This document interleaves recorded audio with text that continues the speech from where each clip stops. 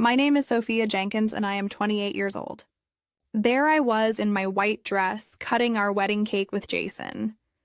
The room filled with laughter and clapping, but a hollow feeling settled in my chest. Not a single member of my family stood among the guests. Only friends and my new in-laws. As we pressed the knife into the frosting, my phone lit up. A message from my mom. "We need to talk now." Below it, 36 missed calls. My stomach dropped with fear and curiosity.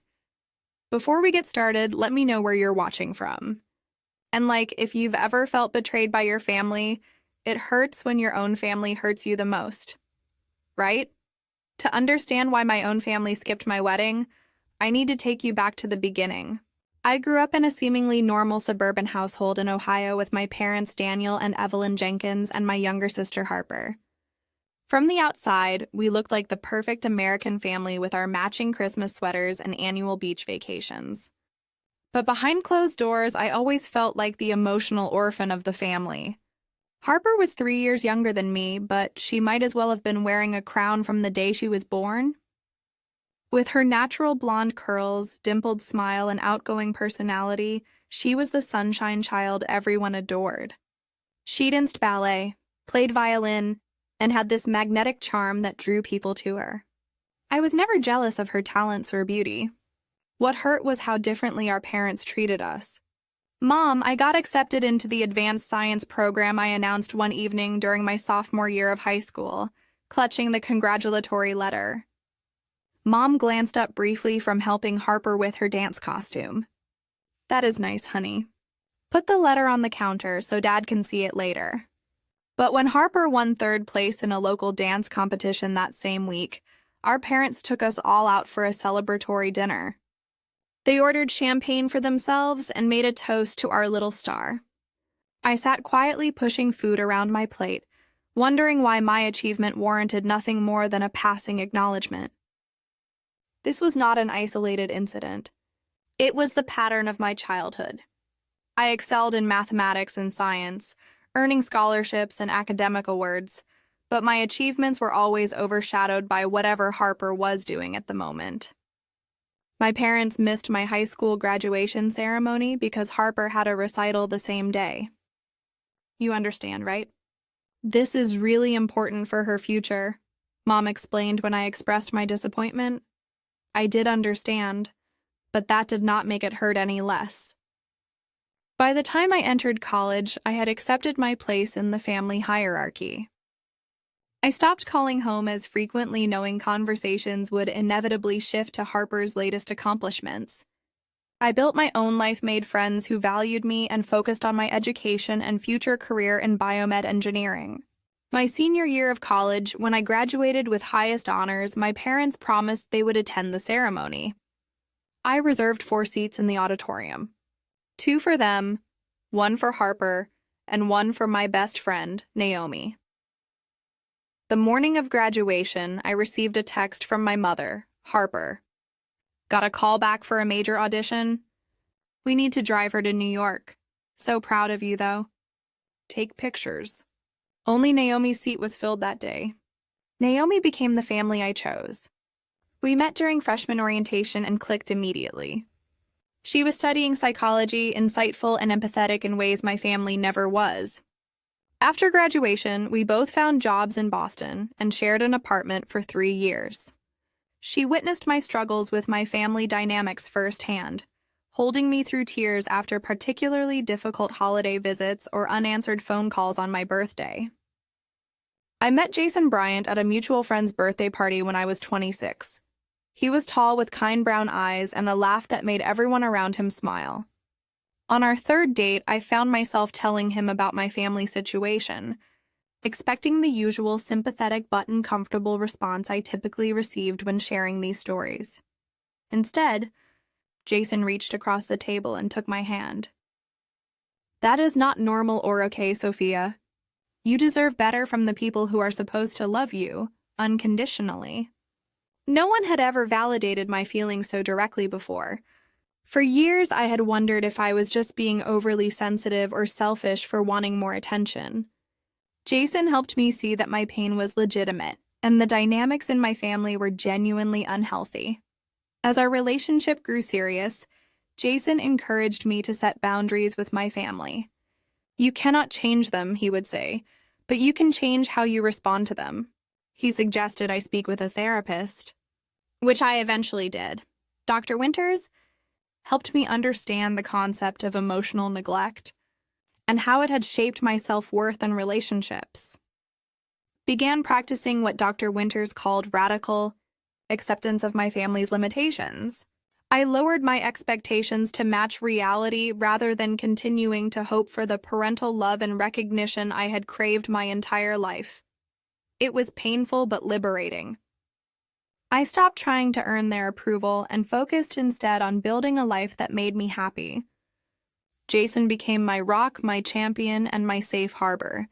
His family welcomed me warmly from the first time we visited them in Connecticut.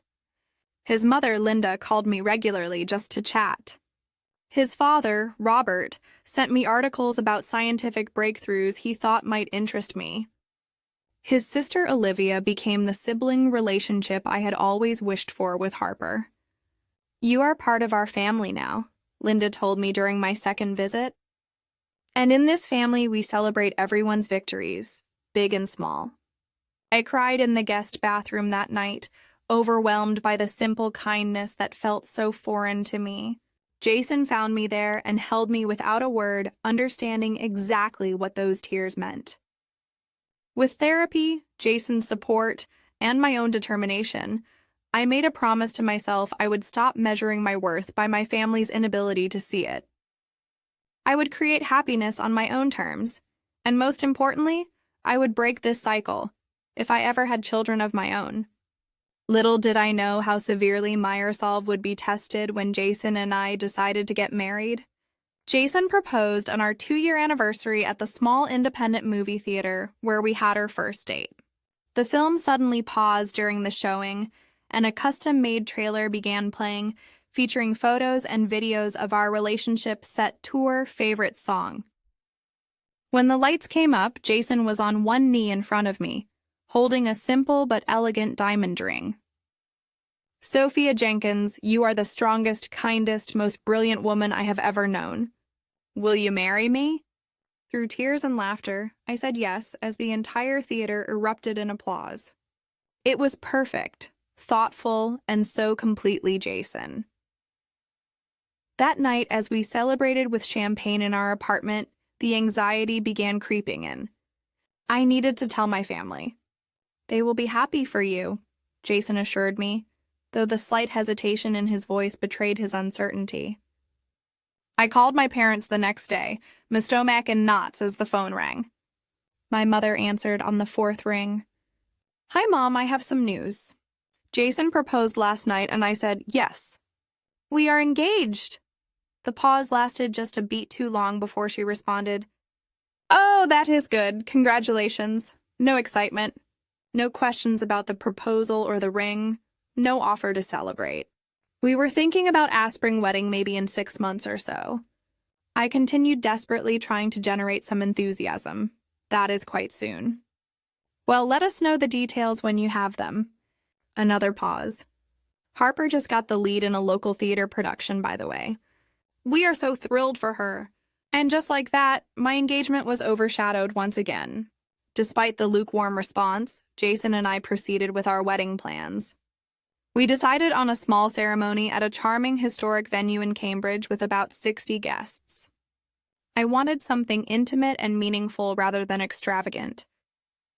We selected flowers, leaves, and hydrangeas, chose a caterer, a small family-owned restaurant that made amazing Mediterranean food, and found a photographer whose portfolio captured exactly the kind of candid, joyful moments we wanted to remember. Each decision we made felt right, like we were creating something that truly represented us as a couple. 4 months before the wedding, we sent out invitations, including ones to my parents, Harper, and a few extended family members. Weeks passed with no RSVP from my family. I finally called my mother, trying to keep the anxiety from my voice. "Did you receive the invitation, Mom? The venue needs a final head count soon." Yes, we got it. Your father and I have been meaning to call you about that. We will try to make it, of course, but you know how busy things get. It is my wedding day, I said, my voice strained. I would really like you all to be there. Of course, honey, we will do our best. Each subsequent conversation followed the same pattern. They would promise to attend but find excuses not to help with any preparations or participate in pre-wedding activities. When I asked if my father would like to do the traditional father-daughter dance, he mumbled something about needing to check his schedule. Through it all, Naomi was my saving grace. She took on the role of maid of honor with enthusiasm and dedication that made up for my family's indifference. She organized a beautiful bridal shower, helped me shop for my dress, and listened patiently through my tearful venting sessions. They will come around, she assured me. And if they do not, I will be standing right beside you the entire day. You are not alone, Sophia. Jason's family, too, stepped up in extraordinary ways. His mother offered to help with the seating arrangements and favors. His father insisted on contributing to the costs, though we had initially planned to pay for everything ourselves. Olivia threw me a separate bridal shower with Jason's extended family, making me feel truly welcomed into their clan. During this time, my relationship with my own family grew increasingly strained. My calls home were met with distracted conversations and quick excuses to hang up. Harper rarely answered my texts, claiming she was super busy with auditions and stuff. I tried to tell myself it was normal pre-wedding stress making me oversensitive, but deep down, I knew something was off. Still, I held on to hope. Despite years of disappointment, some childish part of me believed that my wedding day would be different. Surely this once they would show up for me both physically and emotionally, this milestone would finally be important, enough to warrant their full attention and support. With Naomi by my side as my maid of honor and Jason's unwavering support, I pushed forward with our plans. Determined to create a beautiful day regardless of my family's level of involvement. I chose to focus on the people who were showing up for me, rather than those who might not. Your wedding will be perfect because it is about you, and Jason Naomi reminded me. Everything else is just details.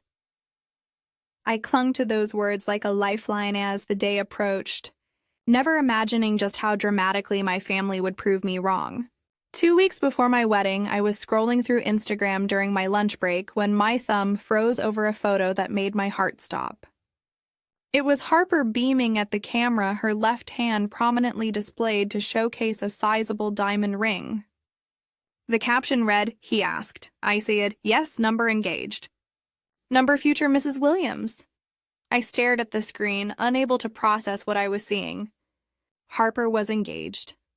To Patrick Williams, the guy she had been dating for barely 6 months, and no one had bothered to tell me. The comment section was filled with congratulations, including several from my parents. My mother had written, "So happy for my beautiful baby girl. Cannot wait to celebrate this weekend." My hand shaking, I called my mother immediately. She answered on the second ring, sounding cheerful until she realized it was me. "Sophia, is everything okay?" "I am a bit busy right now." "Harper is engaged?" I asked, my voice barely above a whisper. A pause. "Oh, you saw the post?" "Yes, Patrick proposed last weekend." "It was so romantic. He took her to that vineyard upstate." "And why did nobody tell me?" I interrupted. "Well, honey, you have been so busy with your own wedding plans. We did not want to bother you." Something in her tone did not ring true. I pressed further. "Mom, what is this about celebrating this weekend?" "My wedding is in 2 weeks." Another longer pause. "Harper is having a small engagement party on Saturday. Just family and close friends." This Saturday, my stomach dropped. "But that is my wedding day." "Is it? Oh dear. I thought your wedding was the following weekend." Her voice sounded falsely confused. "Harper has had this date planned for her party for a while now." How could she have planned it weeks ago when she just got engaged last weekend? I asked, logic cutting through my shock. Well, they've known they were getting engaged. They just made it official. Recently, my mother hedged. Then her voice took on an irritatingly reasonable tone. Honey, would it be possible for you and Jason to reschedule? We have already put down deposits for Harper's party, and everyone has made arrangements. The request was so outrageous, so hurtful, that for a moment I could not speak. Rescheduled my entire wedding with all the vendors booked and guests invited because my sister decided to have her engagement party the same day. No, Mom, we cannot reschedule our wedding. We have 60 people coming. Contracts signed, everything arranged. Well, she sighed as if I were being the unreasonable one. I suppose we will have to figure something out. But you know how important this is for Harper. She has been dreaming of this engagement for months. And I have been planning my wedding for 6 months, I said, my voice rising, despite my efforts to stay calm. You all RSVP'd. Yes. Dad is supposed to walk me down the aisle. We will try to make it to part of your ceremony, she offered, as if suggesting a compromise. Maybe we can split our time between both events. I ended the call shortly after, too stunned and hurt to continue the conversation. Immediately, I called Naomi, who expressed appropriate outrage on my behalf. That is insane, she declared. They cannot expect you to share your wedding day, or worse, reschedule it for an engagement party. An engagement party? Not even her actual wedding. What should I do? I asked, fighting back tears at my desk. Nothing. You do absolutely nothing except have your beautiful wedding as planned. If they choose Harper's party over your wedding, that is on them, not you. And I promise you, Sophia, I will be right there with you the entire day. You will not be alone. Jason was equally supportive when I told him that evening, though I could see the anger flash in his eyes before he controlled it for my sake. Your family is making a choice, he said gently. And it is a poor one that reflects on them, not on you. Our wedding will be wonderful because we will be surrounded by people who truly love and support us. But what if none of my family comes? I asked, voicing my deepest fear. Then we will still get married, still celebrate, and still begin our life together, he said firmly. My family will be there, our friends will be there, and most importantly, we will be there, promising to be each other's family for the rest of our lives.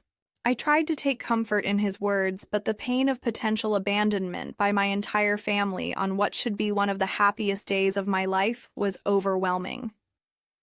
That night, I sobbed in Jason's arms until I had no tears left, mourning not just their likely absence at my wedding, but the family relationship I had always longed for and never had. The next day, I texted Harper directly. Congratulations on your engagement. I wish you had told me personally. Is there any way you could reschedule your party? I would love for you to be at my wedding. Her response came hours later. Thanks. Sorry, everything is already set for the party. Maybe you could come for a little bit after your reception. It is going to be epic.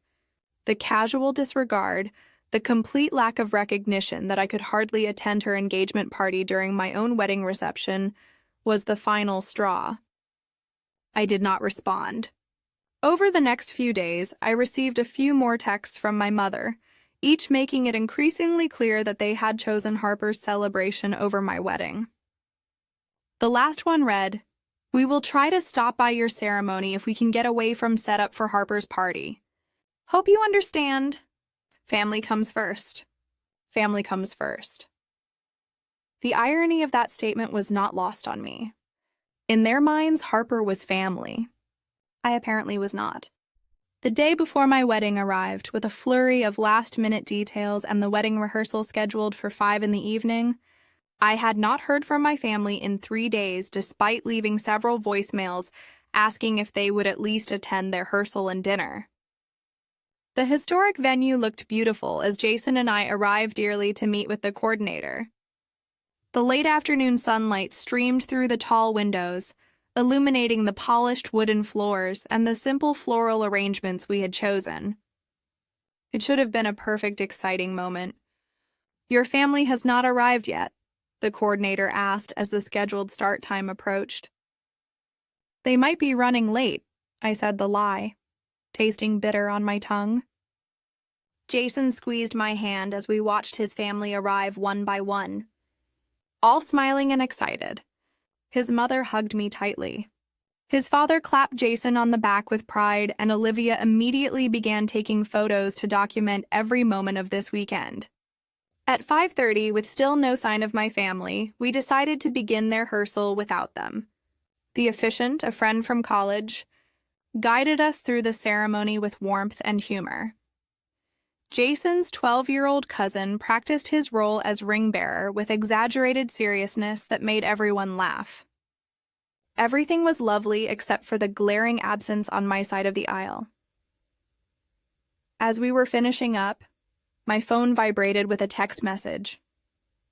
I pulled it out, hoping against hope that it was my family saying they were on their way. Instead, it was my mother busy preparing for Harper's party tomorrow. Good luck with the rehearsal. Love you. I shoved the phone back into my pocket, determined not to let anyone see how much that casual dismissal hurt. But Jason knew me too well. They are not coming, are they? He asked quietly as we walked to the restaurant for the rehearsal dinner. No, I replied, surprised by how steady my voice sounded. They are busy preparing for Harper's party. His jaw tightened, but he simply nodded and said, their loss. The rehearsal dinner was at an Italian restaurant a few blocks from the venue. Jason's parents had reserved a private room decorated with white roses and candles. Place cards marked each seat at the long table, including spots for my absent family members. I made it through the appetizers before excusing myself to the restroom, where I leaned against the sink and took deep breaths to push back, the tears threatening to spill over. This was supposed to be a happy time, and I refused to let my family's choices ruin it completely. When I returned, I found Linda had removed the empty place cards for my family and rearranged the seating to close the gaps.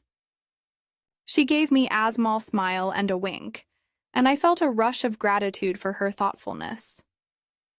The dinner proceeded with toasts and stories and laughter. If anyone noticed my occasional forced smile or distant gaze, they kindly did not mention it. Naomi sat beside me, her presence a constant comfort as she effortlessly charmed Jason's relatives and kept conversations flowing whenever I fell quiet. Tomorrow will be perfect, she assured me as we prepared to leave. I will be at your hotel at 9 in the morning with coffee and breakfast.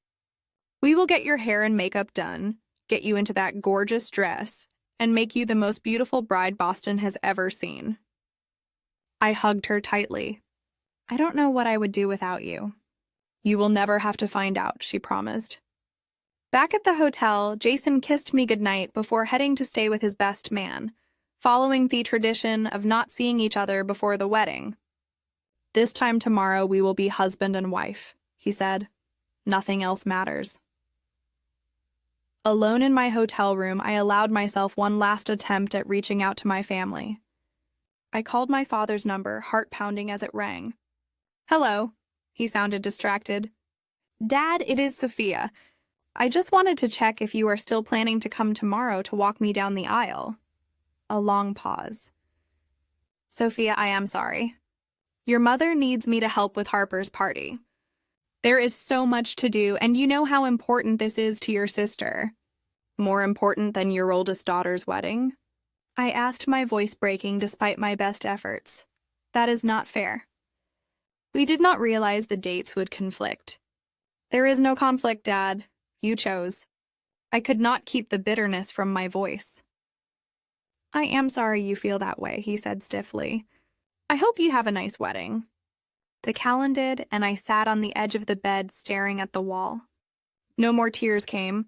I felt hollow, empty, as if something had finally broken inside me that could never be repaired. My phone chimed with a text from Naomi, just checking in. How are you feeling, bride-to-be? I managed to respond, I am okay. Looking forward to seeing you in the morning. Her reply came quickly. About that, I am so sorry, but something urgent has come up. Family emergency. I might be a little late, but I will definitely be there before the ceremony. Do not worry. A small flicker of unease stirred in my stomach. Naomi had never been vague about anything before. Everything okay? Anything I can help with? I texted back. All good. Just need to handle this. Get some sleep. Big day tomorrow? Something about her response felt off, but I was too emotionally drained to analyze it further. I scrolled mindlessly through social media to distract myself, only to freeze when a new post from Harper appeared in my feed. It was a selfie of her trying on what looked like a party dress with the caption, "Final fitting for tomorrow's big day. Cannot wait to celebrate with everyone who matters." The location tag caught my eye. Bellamy's Boutique, the same upscale shop where Naomi had mentioned she needed to run an errand earlier that week. With a growing sense of dread, I tapped on the photo to see who had liked it. And there among the names was Naomi's 10. And worse, a comment from her posted just 30 minutes ago. "You look stunning. Cannot wait for tomorrow." My hands shaking, I switched to Naomi's profile and found a story she had posted, then quickly deleted, but not before Instagram had placed the posted 1 hour ago marker on her profile. The betrayal hit me like a physical blow. My best friend, my maid of honor, the one person who had promised to stand by me no matter what was planning to attend Harper's engagement party instead of my wedding. I called her immediately. The call went straight to voicemail. I texted I saw Harper's post and your comment. "Are you going to her party instead of my wedding?" Minutes passed with no response. Then finally, 3 dots appeared, disappeared, appeared again, and then "I am so sorry, Sophia." Harper reached out and said how much it would mean to her if I could come. I thought maybe I could do both, but the timing will not work. I should have told you directly. I feel terrible. The betrayal was complete. I turned off my phone, unable to bear any more communication. Curling up on the hotel bed, still fully dressed, I let the tears come ugly, wrenching sobs that left me gasping for breath. Everyone who was supposed to love me had chosen Harper again, even on my wedding day. I must have cried myself to sleep because the next thing I knew, my phone was ringing and sunlight was streaming through the hotel curtains I had forgotten to close. Groggy, I answered without checking who was calling. "Sophia, it is Allison. I am in the lobby with coffee and bagels. Can I come up?"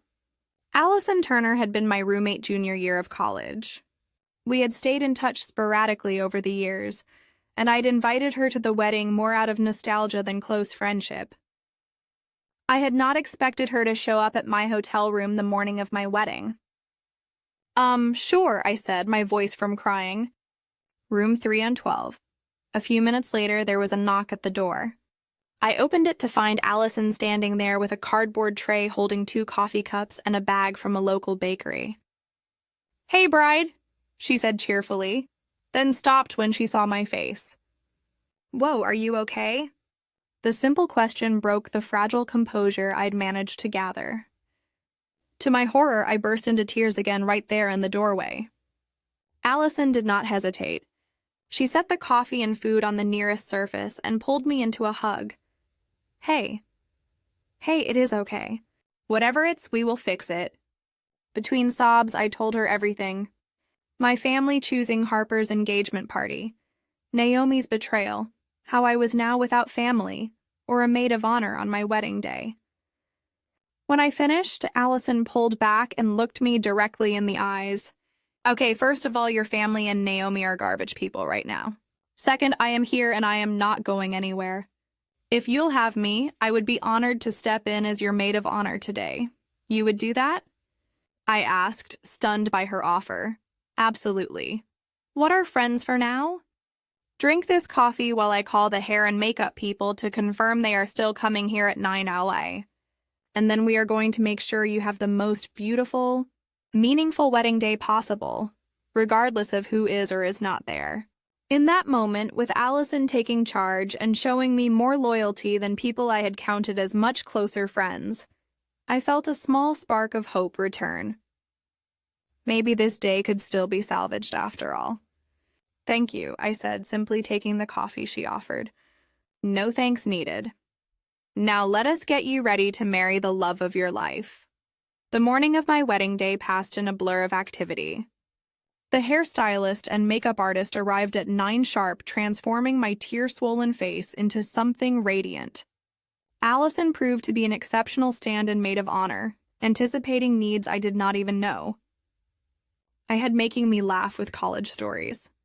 I had forgotten, and keeping me distracted from thoughts of my absent family. By the time I stepped into my wedding dress, a simple but elegant line with delicate lace detailing, I almost felt like the bride I had imagined being. Almost, but not quite. The hollow feeling returned as I realized there would be no mother to help with my veil, no father waiting to walk me down the aisle. You look absolutely beautiful, Allison said, helping me with the final touches. Jason is going to be speechless. I managed a small smile, studying my reflection in the mirror. I just wish. I know, she said gently, but today is still your day. Focus on Jason, on the life you are building together. That is what matters most. A knock at the door interrupted us. When Allison opened it, Robert Jason's father stood there in his tuxedo, looking slightly nervous. I hope I am not intruding, he said, his kind eyes finding mine. Jason mentioned that your father, that he might not be here today. I wanted to offer my services if you would like someone to walk you down the aisle. No pressure at all, just an option. The unexpected kindness brought fresh tears to my eyes.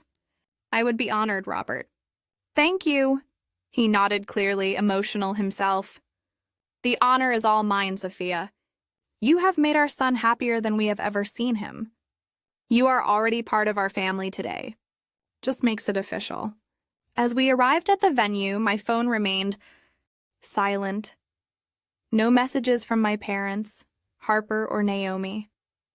I had known not to expect them, but the confirmation of their absence still stung. I took a deep breath and handed my phone to Allison. Hold this for me. I do not want any distractions during the ceremony. Absolutely. And I turned the ringer off just in case. The wedding coordinator guided us to the small room where I would wait until the ceremony began. Through the window, I could see guests arriving, filling the seats on both sides of the aisle despite knowing most would remain empty on my side. 5 minutes, the coordinator announced, and suddenly, the reality of what was about to happen hit me. I was getting married without my family. The mixture of joy and sadness was disorienting. Ready? Robert asked, offering his arm as the music began. I nodded, unable to speak past the lump in my throat. Walking down the aisle was surreal. I registered the smiling faces turning to watch me, heard the soft gasps and murmurs of appreciation, but everything seemed slightly out of focus until my yayas found Jason waiting at the altar. His face when he saw me was everything I could have hoped for, a mixture of awe, love, and absolute certainty. I was vaguely aware of the empty front row on my side, the seats reserved for family that would remain unoccupied throughout the ceremony. But as Robert placed my hand in Jason's, the pain of those absences receded, replaced by the warmth of Jason's touch and the love shining in his eyes. You look incredible, he whispered as we turned to face the officiant. The ceremony itself was brief but meaningful. We had written our own vows, and Jason's brought tears to my ayahs and laughter from our guests. Sophia, he began, I promise to be your partner and equal in all things. I promise to celebrate your victories as if they were my own, to stand beside you through whatever challenges we face, and to create a home where you always know your worth is never in question. You are the strongest person I know, and I am in awe of your resilience and grace. Today, I am not just gaining a wife, but creating a family with you. One where love is never conditional, and support is never withheld. I love you, all of you, exactly as you are. The reception was held in the same venue in a beautifully decorated hall with twinkling lights and centerpieces of lilies and hydrangeas. Despite the notable absences, The room felt full of love and joy. Jason's extended family and our friends filled the space with laughter and conversation. If anyone noticed or pied the bride with no family present, they were kind enough not to show it. We had our first dance to At Last by Etta James, swaying gently in the center of the dance floor as our guests watched. When the song ended, Jason's father stepped forward to dance with me, for the father otter danced a gesture that brought fresh tears to my eyes. "Thank you," I whispered as we moved across the floor. "For everything today, you are family now," he replied simply. That is what family does. The evening progressed with toasts, dinner, and more dancing. I found myself genuinely enjoying the celebration despite the ache that lingered beneath my smile. Jason rarely left my side, as if sensing when my thoughts drifted to those who had chosen not to be there. Finally, it was time to cut the cake. A 3-tier creation decorated with fresh flowers that matched our centerpieces. Jason and I stood behind it, smiling for the photographer as we positioned the knife together. "Ready?" he asked. I nodded and we pressed the knife into the bottom tier, everyone applauding as we made the first cut. It was at that precise moment that I felt my phone vibrate in the hidden pocket of my dress. I had retrieved it from Allison during the cocktail hour, not wanting to be completely disconnected in case of an emergency. As Jason began cutting slices for our guests, I discreetly checked the screen. A message from my mother, "We need to talk now." Below it, I saw notifications for 36 missed calls, all from my mother, father, and even Harper. All within the last hour. My stomach dropped. What could possibly have happened that would prompt such an urgent barrage of communication after they had all but abandoned me today? "Everything okay?" Jason asked, noticing my expression. I showed him the screen. "I do not know what to make of this. Whatever it is can wait," he said firmly. "This is our wedding day. They made their choice earlier." Part of me agreed with him, wanted to silence my phone and continue celebrating without giving my family another thought. But another part, the part that had always hoped for reconciliation, for understanding, for the family relationship I had never truly had made me hesitate. What if something is really wrong? I asked. Jason studied my face, then sighed. "If you want to call them back, I understand. But remember, you do not owe them your time today. This day is ours." I squeezed his hand gratefully. "I will step outside for just a minute. If it is nothing important, I will come right back." Finding a quiet corner in Thevenue's garden, I dialed my mother's number. She answered on the first ring, her voice tearful and frantic. "Sophia." "Oh, thank God. We have been trying to reach you for hours." "I was getting married, Mom," I said, unable to keep the edge from my voice. "What is so urgent?" What she said next would change everything I thought I knew about this day, about my relationship with my family, and about the sister I had always believed simply outshone me in our parents' eyes. "It is Harper," my mother said, her voice breaking. "Patrick called off the engagement right in the middle of the party. He said he could not go through with it, because Harper told him what she did to you." I sank onto a nearby bench trying to process her words. "What do you mean? What did she do to me?" My mother's breathing was uneven, punctuated by sniffles. "Harper lied to us, Sophia, about everything. She deliberately scheduled her engagement party on your wedding day. She told us that you had changed your wedding date and did not bother to tell us because you did not want us there." The world seemed to tilt beneath me. What? She showed us texts from you saying you wanted nothing to do with us, that you were having a private ceremony with just Jason's family because they were your real family now.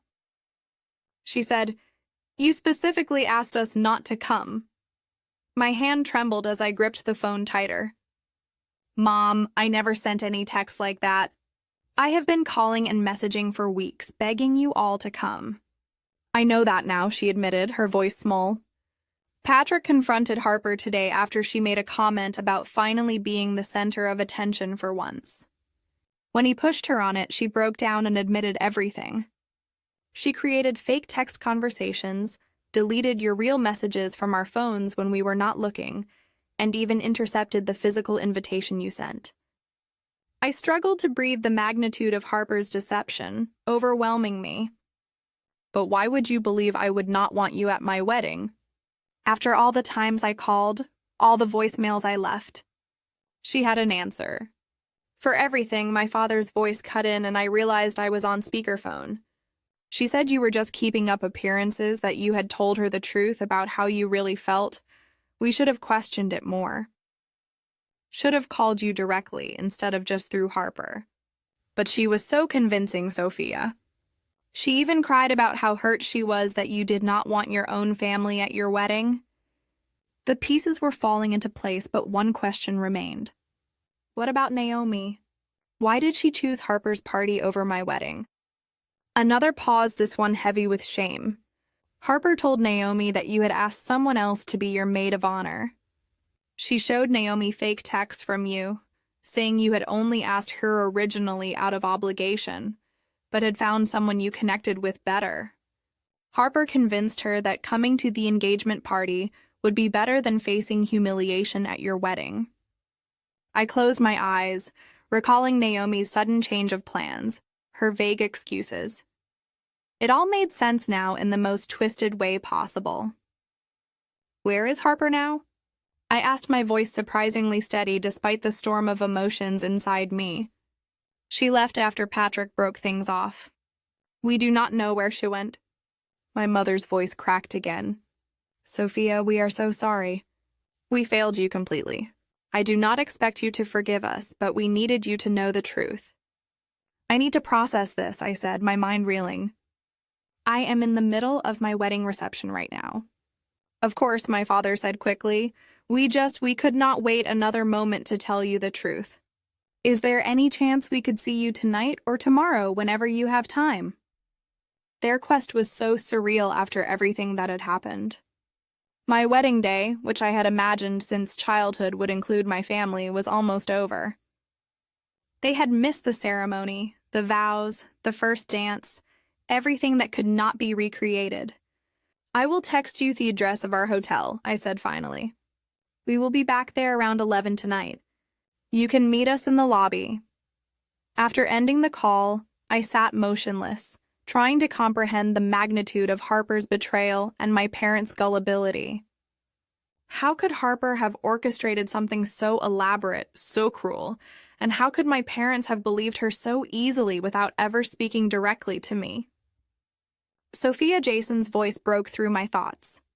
He stood a few feet away, concern etched across his features. You have been out here for almost 15 minutes.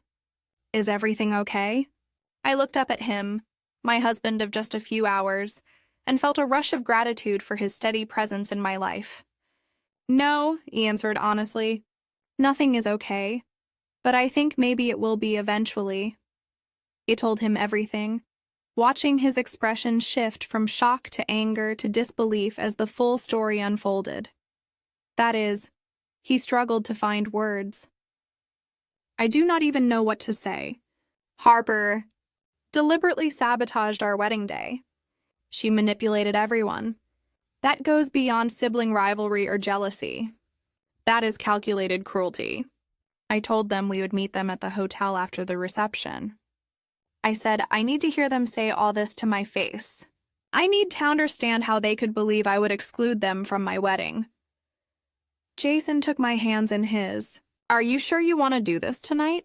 We can wait until after our honeymoon if you need time. I shook my head. No, I need closure before we leave. I cannot carry this with me for 2 weeks.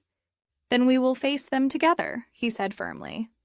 Whatever you decide after hearing them out, I will support you completely. We returned to the reception where our guests had hardly noticed our brief absence amid the dancing and celebrating. For the remainder of the evening, I went through the motions, smiling and thanking people for coming dancing with Jason and his relatives, all while my mind kept returning to the revelation that had turned my understanding of my family upside down. At 10:45, we made our exit amid a shower of rose petals. changed quickly at the hotel, and went down to the lobby to wait for my family. My stomach was in knots, my thoughts, a chaotic jumble of questions and accusations. They arrived at 11:15, my parents looking haggarded and red-eyed. My mother rushed toward me as soon as she saw me, arms outstretched, but stopped short when I instinctively stepped back.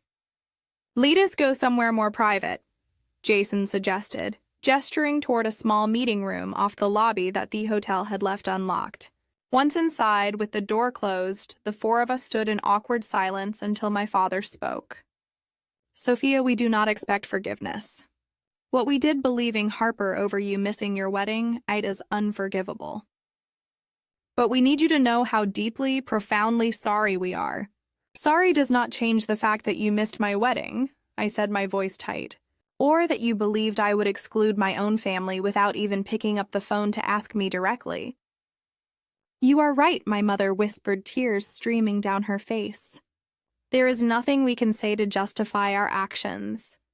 We failed you as parents, not just today, but for years.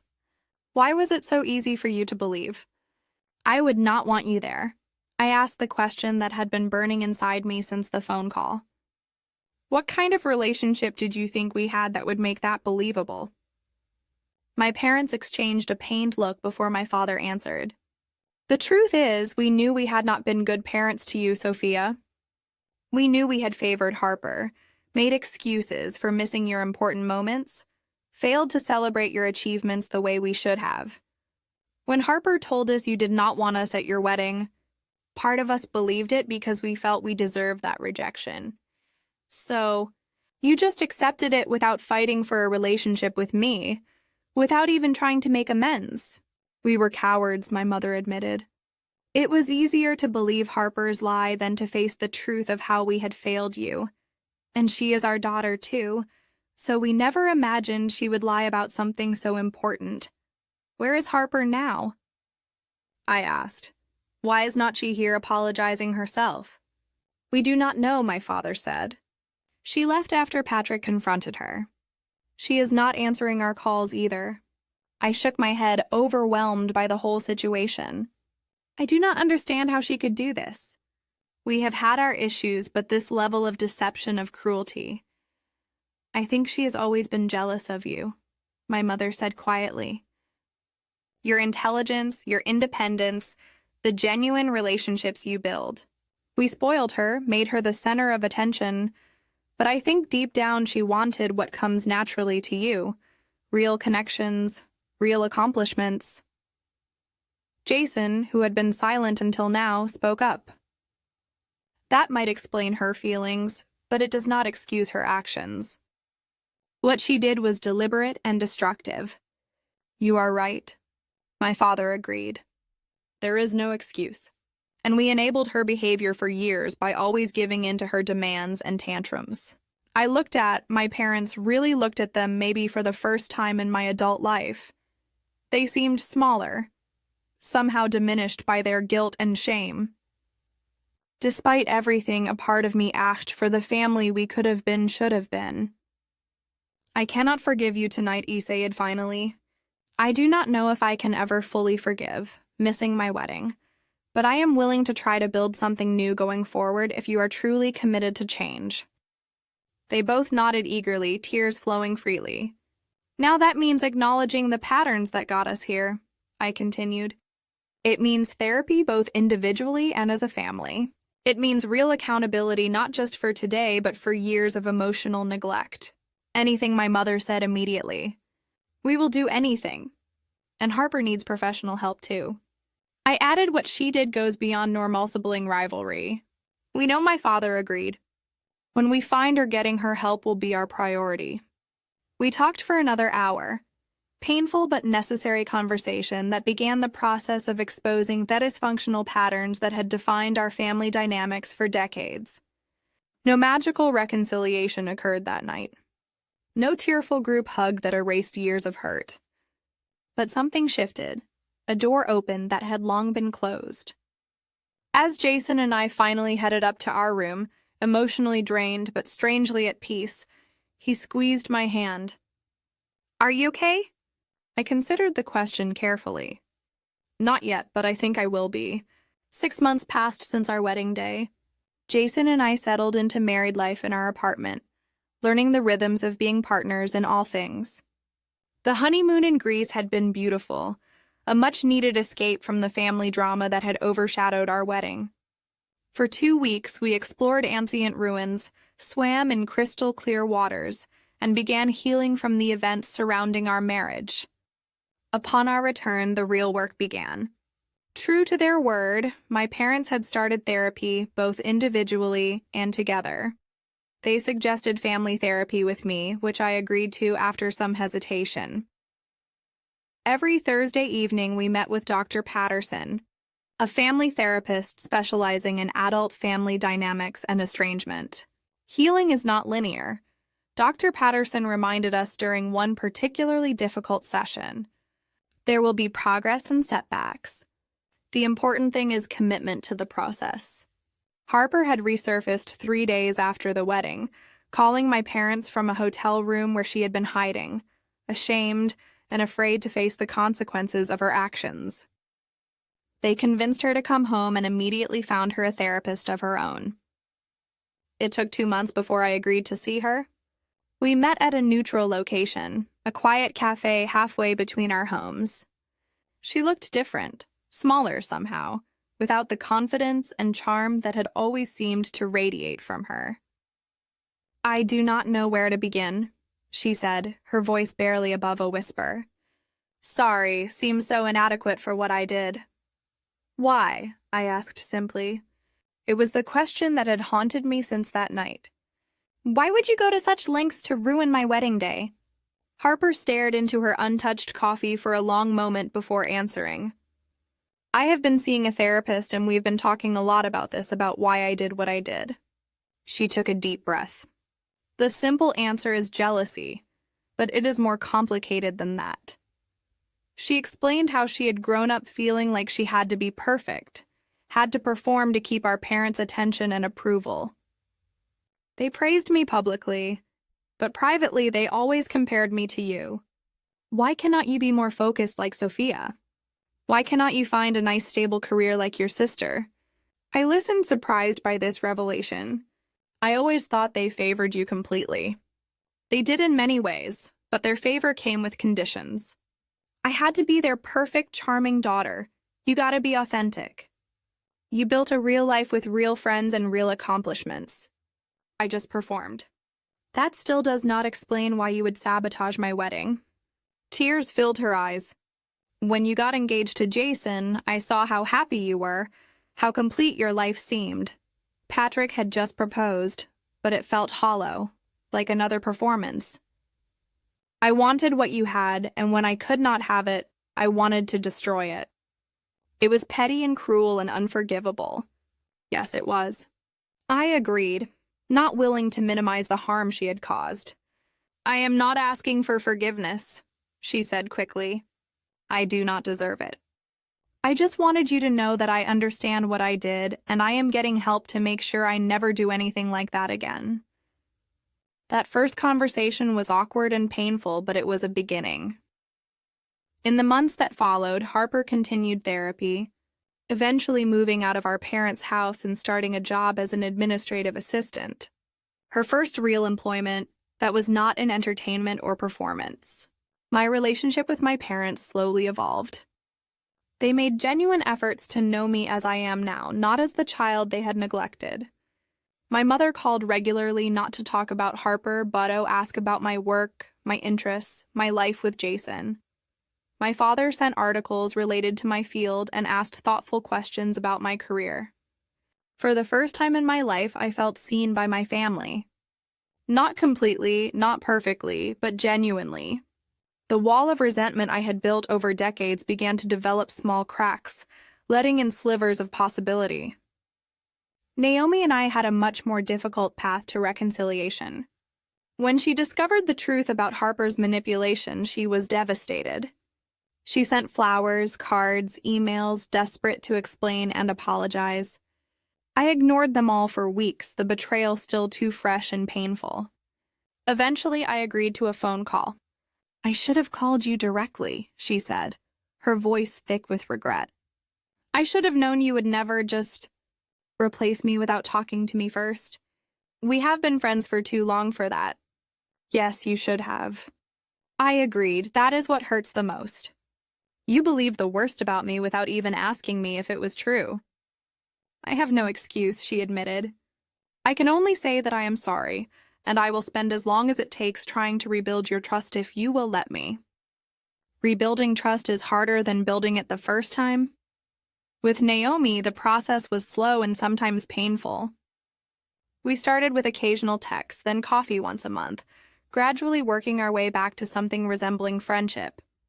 Though the easy closeness we once shared remained elusive, Allison surprisingly became a close friend after her 11th hour rescue of my wedding day. We met regularly for lunch, and she became part of our extended social circle, often joining Jason and me for dinner or movie nights. On our first anniversary, Jason and I decided to have a small dinner party at our apartment. Nothing elaborate, just a simple celebration with a few close friends and family.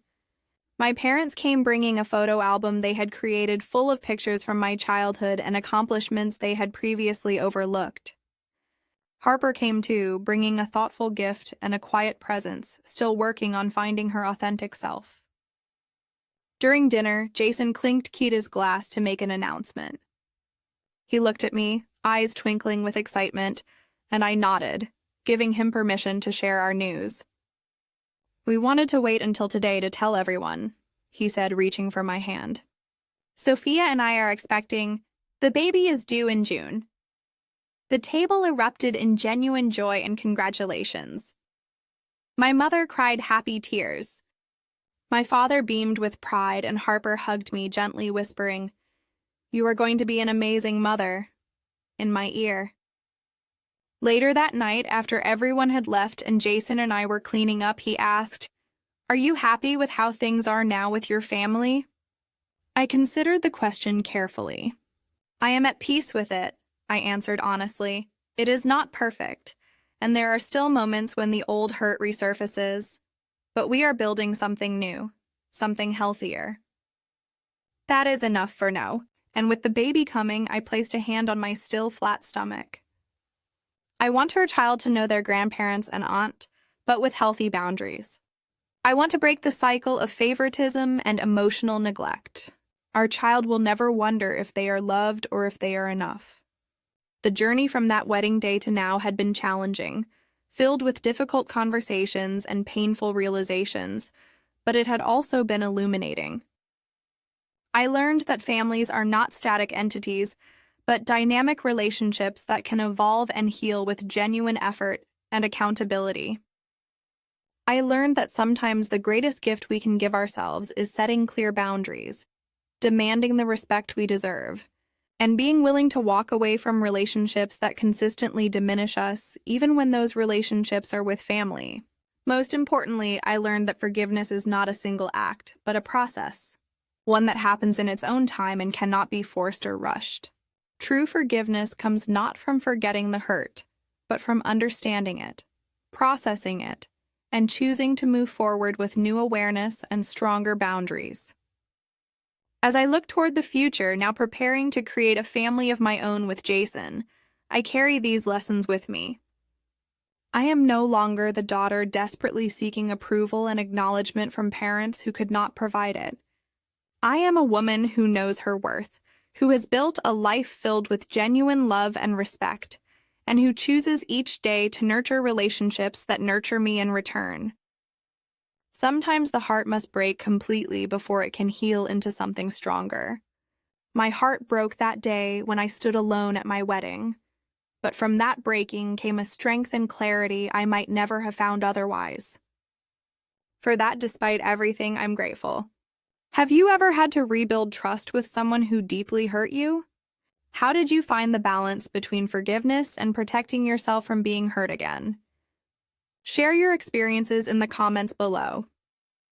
If this story resonated with you, please like and subscribe for more real-life experiences. Thank you for listening to my journey. And remember, healing is not about erasing the scars, but about wearing them with the knowledge that you survived something difficult and emerged.